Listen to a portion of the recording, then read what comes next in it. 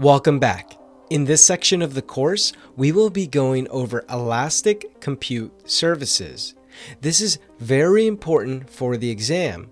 It fits into Domain 3, Technology, but more importantly, this is a foundational pillar when operating in the cloud because compute is an AWS core service.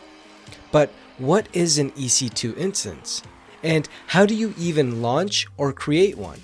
Is there any automation or security we should keep in mind when launching these EC2 instances? We will answer all these questions and much more in this section of the course. And we will go over things like user data, metadata, security groups, and EC2 IAM roles. You will also get some hands-on experience with launching and connecting to your EC2 instances. Let's jump into this section and I'll see you in the next video.